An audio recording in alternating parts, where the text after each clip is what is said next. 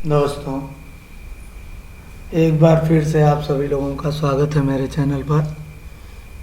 आज नैतिक शिक्षा का एक बहुत ही महत्वपूर्ण पाठ, जिसका नाम शिव कौन है, मृत्यु क्या है, इस पाठ पर हम चर्चा करेंगे।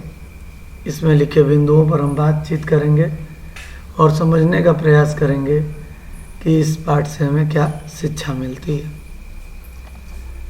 देखिए, मैं इस पाठ में लिखे बातों को एक तरफ से पढ़ रहा हूँ और फिर उस पर एक्सप्लेनेशन भी दूंगा। जमाना रंग अपना कुछ न कुछ सब पर चढ़ाता है। जमाना तो अपना रंग सब पर कुछ न कुछ जरूर चढ़ा देता है, लेकिन कुछ लोग ऐसे होते हैं जो जमाने पर अपना रंग चढ़ा देते हैं। अमल से जिंदगी बनती तो हम सब ही बना लेते। अगर केवल अमल करने से ही जिंदगी बनती तो कोई भी कर लेता। नवाजिश जब तलक उसकी ना हो कुछ हो नहीं सकता। यानी जब तक डिटर्मिनेशन नहीं होगा, जब तक आप पूरी तरह से किसी काम में लगेंगे नहीं, तब तक वो काम पूरा नहीं हो सकता है।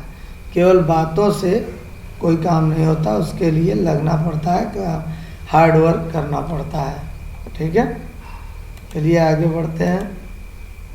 यह कहानी स्वामी दयानंद के बचपन की है। उनके हृदय में ऊपर लिखी दो जिज्ञासाएं उत्पन्न हुई थी। जो अभी ऊपर एक पोयम हम लोग पढ़ रहे थे 4 लाइन की, वो उसमें लिखी बातें इनके मन में उत्पन्न हुई थी। इन जिज्ञासाओं का समाधान खोजकर उन्होंने जमाने पर अपना रंग ही चढ़ा दिया। समझ रहे हैं? मतलब अब आगे पता चलेगा कि उन्होंने ऐसा कौन सा काम किया जिसकी वजह से जमाना उनको याद करता है, दुनिया उनको याद करती है। गुजरात काठियावाड़ राज्य में टंकारा नाम का एक छोटा सा नगर है। गुजरात में टंकारा नाम का एक छोटा सा जगह है। यहाँ आज से लगभग 1 शताब्दी पूर्व, शताब्दी का मतलब होता है 100, यानी लगभग 100 वर्ष पूर्व एक ब्राह्मण परिवार रहता था।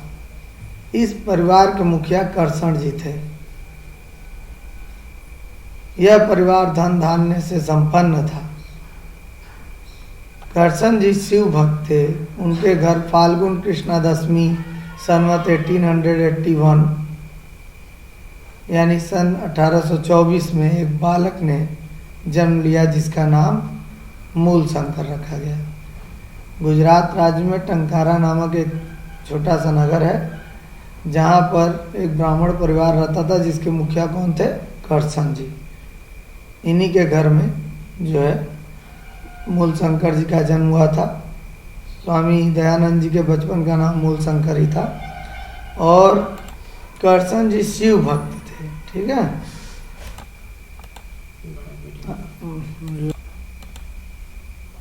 फिर आगे देखते हैं। किसी को क्या पता था कि यह बालक संसार को जीवन ज्योति प्रदान करेगा, पाखंडों में फंसे हुए लोगों को ज्ञान का प्रकाश देकर सन्मार्ग पर चलाएगा। पिता पौराणिक परिपाटी के शिव भक्त थे, अतः वे पुत्र को भी अपने जैसा ही शिव भक्त बनाना चाहते थे। वे उसे बचपन से ही शिव पुराण की कथा सुनाया करते थे। भाई करसण जी जो मूल शंकर जी के पिताजी थे, वो शिव भक्त थे और भगवान शिव की पूजा करते थे। उन्हीं की कहानियाँ उनको सुनाया करते थे मूल शंकर जी को। बालक मूल शंकर की बुद्धि तीव्र थी, अतः उसने बाल्यकाल में ही अब पुराणों की अनेक कथाएं याद कर ली। साथ ही 10 वर्ष की अवस्था तक संस्कृत के कई छोटे छोटे ग्रंथों को भी पढ़ लिया। बहुत ही तीव्र बुद्धि के थे मूल शंकर जी। वो 10 वर्ष की अवस्था में ही संस्कृत के कई ग्रंथों को पढ़ लिए थे। घर के वातावरण ने उन्हें पूरी तरह शिव पर श्रद्धा रखने वाला भक्त बना दिया था। वे प्रतिदिन मंदिर में जाकर शिव की अर्चना करते और ओम नमः शिवाय मंत्र का जाप करते थे। ठीक है, घर में चूंकि सभी लोग करते थे तो वही देखकर ये भी सीखे। एक साधारण सी घटना के कारण मूल शंकर के जीवन में एक नया मोड़ आ गया। शिवरात्रि का अवसर था। परिवार में सबने बड़ी श्रद्धा से शिव का व्रत रखा और पिता ने उन्हें भी कहा, बेटा मूल, तुम भी शिवरात्रि का व्रत रखो। व्रत रखने से देवताओं के देवता महादेव शिव शंकर प्रसन्न होंगे। वे संसार के स्वामी हैं, तो तुम्हें बहुत ही पूर्ण प्राप्त होगा। ठीक है, तो उनके पिता ने उनसे कहा कि भाई आज आप भी शिव व्रत रखिए। तो देखते हैं, इस उद्देश्य को सुनकर मूल शंकर ने भी श्रद्धा पूर्वक व्रत रखा। सारा दिन कुछ खाया पिया नहीं। सायंकाल होते ही पिता के साथ शिव पूजन के लिए वह मंदिर पहुंच गया। जैसे ही शाम हुई, सभी लोग मंदिर जा रहे थे शिव पूजा के लिए, तो ये भी अपने पिताजी के साथ पहुंच गया। उसने सारी रात जागकर शिव की पूजा करने का निश्चय किया। मूल शंकर ने निश्चय किया कि मैं आज सारी रात जागूंगा और भगवान जी की आराधना करूंगा, पूजा करूंगा। उस समय मूल शंकर की आयु मात्र 11 वर्ष की थी। दिन भर निराहार रहकर मूल शंकर ने शिव पुराण की कथा सुनी। निराहार का मतलब कुछ भी आहार नहीं खाए, भूखे रहकर व्रत थे ना। स्वयं भी शिव स्तोत्र का पाठ किया, कुछ मंत्रों का पाठ उन्होंने भी किया। उसके बाद उसके हृदय में भक्ति का अथाह समुद्र हिलोरे ले रहा था। दरअसल मूल शंकर को अपने पिता और अपने परिवार के सदस्यों को देखकर, क्योंकि वो लोग भी पूजा करते थे शिव जी की, तो मूल शंकर का बहुत दृढ़ विश्वास हो गया था शिव शंकर जी में। ठीक है, तो बहुत भक्ति उनके मन में उमड़ रही थी। पिता के समान उसने भी पूजा सामग्री अर्पित करते हुए शिव पूजन किया। पिता के समान उसने भी पूजा सामग्री अर्पित करते हुए शिव पूजन किया। एक प्रहर बीत गया। दूसरे प्रहर का पूजा आरंभ हुआ। जब तीसरे प्रहर का पूजन आरंभ हुआ तो भक्त लोग खर्राटे भरने लगे। ठीक है, समय है, प्रहर का मतलब समय, पार्ट वाइज पूजा हो रही थी। एक प्रहर बीता तो दूसरे प्रहर में भी पूजन आरंभ हुआ। जब तीसरा प्रहर हुआ, रात हुई, तो लोग धीरे धीरे सोने लगे। ज़्यादातर लोग सोने लगे। मंदिर में सन्नाटा छाया हुआ था, परंतु मूल शंकर सच्ची श्रद्धा से शिव की सेवा में जाग रहा था। सब सो गए, लेकिन मूल शंकर अपने मन में भाई शिव जी के प्रति एक बहुत ही अच्छी श्रद्धा उनके मन में थी, तो वो जागते रहे। उसे भय था कि कहीं सो जाने से, उसे भय था मूल शंकर को कि कहीं अगर मैं सो गया तो उसके कारण मेरा व्रत न भंग हो जाए और वह व्रत के पुण्य से वंचित न रह जाए। मूल शंकर सोचा, कहीं मैं सो जाऊंगा तो ऐसा न हो कि शिव जी नाराज हो जाए और इस व्रत से जो पुण्य मिलना है वो पुण्य मुझे नहीं मिलेगा। उसी समय एक अद्भुत घटना घटी। इस घटना ने मूल शंकर के हृदय में एक क्रांति की लहर उत्पन्न कर दी, उथल पुथल मचा दी। उस समय एक घटना घटित हुई। चलिए देखते हैं कि वो घटना क्या थी। उस घटना ने मूल शंकर के हृदय में उथल पुथल मचा दी, हलचल मचा दी। एक चूहा मंदिर में से किसी बिल से निकलकर महादेव जी की मूर्ति पर आ चढ़ा और उस पर चढ़ाए हुए फलों को खाने लगा।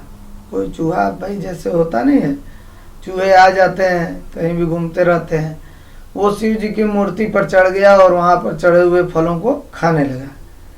यह देखकर बालक मूल शंकर के मन में अनेक प्रकार के विचार उत्पन्न होने लगे। मूल शंकर के मन में तरह तरह की प्रश्न उठने लगे। क्या यह वही शिव हैं जो संसार को चलाते हैं? क्या ये सच्चे शिव हैं? यदि यह सच्चे शिव होते तो क्या यह छोटा सा चूहा इनका इस तरह अपमान कर पाता? शिव पुराण में तो इन्हें दैत्यों और दुष्टों का विनाश करने वाला कहा गया है। तो क्या संसार का उत्पादक, पालक और संहारक शिव कोई और है? उनके मन में आया कि जो शिव अपनी रक्षा वो छोटे से चूहे से नहीं कर पा रहे हैं, तो वो हमारी रक्षा कैसे करेंगे? क्या ये वही शिव है जिसकी हम लोग बातें करते हैं, पूजा करते हैं, कि कोई और शिव है? यदि वह है तो कौन है और कैसा है? उनके मन में उठ गया प्रश्न कि यदि वह यह जो मूर्ति है ये वो शिव नहीं है तो फिर वो शिव कौन है और कैसे दिखते हैं? मूल शंकर के मन में ये प्रश्न उठा और मूल शंकर अपनी शंकाओं का समाधान के लिए, जो भी मन में प्रश्न उठ रहे थे उन सब समाधान के लिए, उन सब के उत्तर के लिए मूल शंकर ने समीप ही सो रहे पिताजी को जगाया, अपने पापा को जगाया। कर्षण जी उसके प्रश्नों का उत्तर न दे सके और उनसे जब उसने प्रश्न पूछा मूल शंकर ने, तो कर्षण जी भी उत्तर नहीं दे पाए। उन्होंने झुंझलाकर शिव के बारे में ऐसी बात न करने को कहा। कर्षण जी क्रोधित हो गए उनके पिताजी कि चुप रहो, भगवान के बारे में तुम ऐसी बात कैसे कर सकते हो? परंतु मूल शंकर अब भी सोच रहा था कि यह सच्चा शिव नहीं हो सकता ना। जो अपने ऊपर से एक छोटे से चूहे को नहीं हटा सकता, वह हमारी और संसार की रक्षा कैसे कर सकता है? मूल शंकर के मन में ये सारी बातें आने लगी। इसी उद्विग्नता में वह मंदिर से उठकर घर चला गया। जब मूल शंकर के मन में ये सारे प्रश्न उठे और उसके मूल शंकर को लगा कि ये मूर्ति में कोई ताकत नहीं है, ये मूर्ति हमारी रक्षा क्या करेगा, तो वो उठकर मंदिर से चला गया। पानी पीकर उसने व्रत भी तोड़ दिया। मूल शंकर के मन में अब सच्चे शिव को पाने की लगन उत्पन्न हो चुकी थी। मूल शंकर को यह समझ में आ चुका था कि इस मूर्ति में कोई शिव नहीं है, असली शिव कहीं और है। और मूल शंकर के मन में ये इच्छा हो गई कि मैं अब असली शिव को ही पाकर रहूंगा, असली शिव से मिलकर रहूंगा, उनकी पूजा करके रहूंगा। तो उसके बाद देखिए सच्चा शिव कौन है, उसका रंग रूप क्या है, वह कहाँ रहता है, उसे किस प्रकार पाया जा सकता है। इन विचारों ने मूल शंकर को संसार की चहल पहल से उदासीन बना दिया। अब दिन रात वो इसी सारे प्रश्नों में खोए रहते थे, इन्हीं के उत्तर पाने की कि शिव कौन है, उसका रंग रूप कैसा है, वो कहाँ रहता है, ये सारे प्रश्नों का उत्तर वो ढूंढना चाहता था। इस घटना के पश्चात मूल शंकर ने अपना मन पढ़ाई लिखाई में लगा लिया। पढ़ाई लिखाई उन्होंने ये मान लिया कि शिक्षा से ही परमेश्वर को पाया जा सकता है, ज्ञान होगा तो ही हम भगवान के दर्शन कर पाएंगे। लगभग 2 वर्ष बाद एक रात मूल शंकर अपने संबंधियों के साथ, अब 2 साल बाद किसी दिन अपने सगे संबंधियों के साथ मूल शंकर किसी मित्र के घर में कोई खेल तमाशा देखने गया हुआ था। वहीं उसे पता चला कि उसकी बहन को हैजा हो गया है। वह तुरंत घर लौटा मूल शंकर। वैद्यों ने उसकी बहन को बचाने के लिए पूरा जोर लगाया, परंतु वह बच न सकी। मूल शंकर ने अपनी आंखों से अपने जीवन में यह पहली मृत्यु देखी थी। भाई अभी तक उसके घर में, उसके परिवार के लोगों में ये पहली मृत्यु थी जो उसके बहन की ही मृत्यु थी। और बहन की मृत्यु हैजा नामक एक बीमारी के कारण हो गई थी। जिस बहन को 4-6 घंटे पहले वह हंसते खेलते छोड़ कर गया था, वही अब इस संसार से चली गई। घर के लोगों ने रोना पीटना शुरू कर दिया, परंतु मूल शंकर दीवार से लगा हुआ चुपचाप मृत्यु के संबंध में सोचता रहा। मूल शंकर को सदमा, एक झटका लग गया कि मेरी बहन जो अभी 2-4 घंटे पहले मुझसे खेल रही थी, हंस रही थी, बोल रही थी, अचानक वह संसार से चली गई, हम सबको छोड़कर चली गई। और वह मृत्यु के बारे में सोचने लगा, दीवार के सहारे खड़े होकर। बाकी सब रो रहे थे। कुछ समय और बीता और फिर एक दिन उसके चाचा भी परलोक सिधार गए। कुछ दिनों बाद उसके चाचा भी मूलशंकर की मौत हो गई। उनकी मरने से पहले उन्होंने मूलशंकर को बड़ा प्यार दिया था, बहुत प्यार करते थे। मूलशंकर थे उसके चाचा। उनके मरने पर मूलशंकर भी फूट फूट कर रोया, जबकि बहन के मरने पर सोचता ही रहा था कि बहन की मृत्यु पहला धक्का था, चाचा की मृत्यु दूसरा धक्का बन गया। मतलब एक के बाद एक दूसरी मृत्यु उसको तोड़ दी। मूलशंकर को बेचारा बिल्कुल निराश हो गया। वह सोचने लगा, यह सब क्या है? क्या सभी को एक न एक दिन मरना है? क्या मैं भी ऐसे ही मर जाऊंगा? आखिर मृत्यु है क्या? क्या मनुष्य इससे मुक्त नहीं हो सकता है? मूलशंकर ये सारी बातें सोचता था।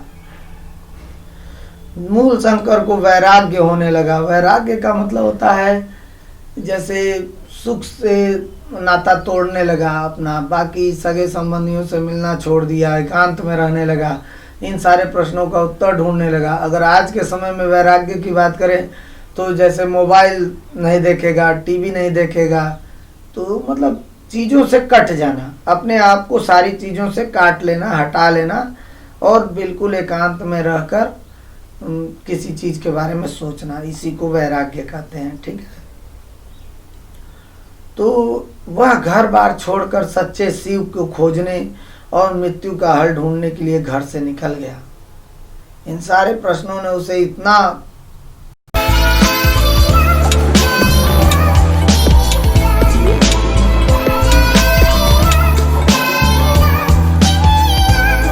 कि इनका उत्तर ढूंढने के लिए वह घर छोड़कर चला गया। मूलशंकर ही बाद में स्वामी दयानंद के नाम से प्रसिद्ध हुए। यह बालक मूलशंकर ही कई वर्षों तक घूमता रहा, भ्रमण करता रहा, विद्या लेता रहा, सीखता रहा, अनुभव प्राप्त करता रहा और बड़े होने पर यही बालक मूलशंकर स्वामी दयानंद के नाम से प्रसिद्ध हुआ। ठीक है। तो इस कहानी में हम लोगों ने बहुत कुछ सीखा, समझा, जाना कि मूलशंकर जी मूर्ति पूजा का खंडन करते थे। उनका कहना है कि ईश्वर है, उसी ने दुनिया को बनाया है, लेकिन जो मूर्ति पूजा हम कर रहे हैं वो उस मूर्ति पूजा का खंडन करते थे। उनका कहना था कि ईश्वर का कोई रूप नहीं है, वो तो हमारे दिल में बसते हैं, हमारे शरीर में रहते हैं, हर एक व्यक्ति के अंदर हैं, हर एक जानवर के अंदर है, हर एक पक्षी के अंदर है, हर एक जीव के अंदर है। इसलिए ईश्वर का अलग से कोई रूप नहीं होता। अगर हम सारे मानव, सारे जीव का आदर करें, उसकी रक्षा करें, तो इसका मतलब हम परमेश्वर की पूजा कर रहे हैं। किसी को अपमानजनक बात न कहे, सबसे प्रेम पूर्वक मिले, तो भी हम ईश्वर की पूजा कर रहे हैं। अपने कर्तव्यों का निर्वहन हम ठीक से करें, तो भी हम ईश्वर की पूजा कर रहे हैं। तो स्वामी दयानंद जी का कहना था कि मूर्ति पूजा उनके हिसाब से करना व्यर्थ है। आप केवल समाज में अच्छे कार्य कीजिए, अच्छे से रहिए, अच्छा बोलिए, भगवान की पूजा आपसे हो रही है। चलिए इस पाठ के प्रश्नों का उत्तर ढूंढ लेते हैं। जमाने के रंग में रंग जाने वाले और जमाने पर अपना रंग चढ़ाने वाले कौन महापुरुष थे? तो वो थे स्वामी दयानंद सरस्वती। स्वामी दयानंद के बचपन का क्या नाम था? स्वामी दयानंद के बचपन का नाम मूलशंकर था। मूलशंकर। टंकारा इतिहास में किस लिए प्रसिद्ध है? टंकारा इतिहास में भाई किस लिए प्रसिद्ध है? क्योंकि वहां पर किसका जन्म हुआ था? स्वामी दयानंद सरस्वती जी का जन्म हुआ था सन 1824 में, इसीलिए टंकारा प्रसिद्ध है। मूलशंकर मंदिर में जाकर किस मंत्र का जाप किया करते थे? तो मूलशंकर मंदिर में जाकर ओम नमः शिवाय मंत्र का जाप करते थे। ओम नमः शिवाय मंत्र का जाप करते थे। आगे देखते हैं प्रश्न 5। शिवरात्रि का व्रत रखते समय मूल शंकर की उम्र क्या थी? तो शिवरात्रि का व्रत रखते समय मूल शंकर की आयु मात्र 11 वर्ष की थी। मात्र 11 वर्ष उनकी उम्र, उनकी आयु थी। पिता के समान क्या अर्पित करते हुए मूल शंकर जो है शिव पूजन किया? तो भाई हम लोग जानते हैं पिता के समान उसने भी पूजा सामग्री अर्पित करते हुए शिव पूजन किया। जैसे उनके पिता पूजा सामग्री अर्पित कर रहे थे वैसे ही वो भी अर्पित करते हुए शिव पूजन किया। मंदिर में मूल शंकर जागते रहे या सो गए? क्यों नहीं, मंदिर में मूल शंकर रात भर जागते रहे क्योंकि उन्हें भय था कि कहीं सो जाने से उनके व्रत भंग न हो जाए और वह व्रत के पूर्ण से वंचित न हो जाए, इसीलिए वो सोए नहीं।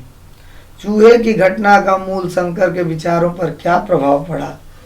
चूहे की घटना का मूल शंकर के जीवन पर क्या प्रभाव पड़ा भाई? इस घटना से मूल शंकर के मन में यह प्रश्न उठा कि यदि यह सच्चे शिव होते तो क्या इस छोटे से चूहे को इस तरह उनका अपमान करने से न रोक पाते? इस तरह का प्रश्न उनके मन में उठने लगा। ये सच्चे शिव नहीं हो सकते, सच्चा शिव तो कोई और है, मैं उसे ढूंढूंगा। अगला प्रश्न है, बहन की मृत्यु पर मूल शंकर क्यों नहीं रो सके? क्योंकि बहन की मृत्यु उनके जीवन की, बहन की मृत्यु को एक तरह से उनके जीवन में वह पहली मृत्यु थी। इससे पहले उन्होंने मृत्यु को इस तरह से देखा नहीं था। मूल शंकर ने अपनी आंखों से अपने जीवन में यह पहली मृत्यु देखी थी और जिसके कारण उनको बहुत धक्का लगा और वह चुपचाप मृत्यु के बारे में सोचते रहे। ठीक है। चाचा की मृत्यु पश्चात मूल शंकर ने क्या विचार बनाया? चाचा की मृत्यु के बाद मूल शंकर को वैराग्य होने लगा। वह घर बार छोड़कर सच्चे शिव को खोजने और मृत्यु का हल ढूंढने के लिए घर से निकल गया, सच्चे शिव की तलाश में। शिव मूर्ति पर सच्चा शिव न होने का शंका मूल शंकर को क्यों हुई? क्यों उनको शंका हुआ कि ये जो मूर्ति है ये सच्चे शिव नहीं हो सकते? जब मंदिर में चूहा शिव मूर्ति के ऊपर चढ़ा तो वो सोचने लगे कि जो अपने ऊपर से एक छोटे से चूहे को नहीं हटा सकता वह हमारी और संसार की रक्षा कैसे कर सकता है? यही प्रश्न उनके मन में उठा। मूल शंकर के मन में अब सच्चे शिव को पाने की लगन उत्पन्न हो चुकी थी।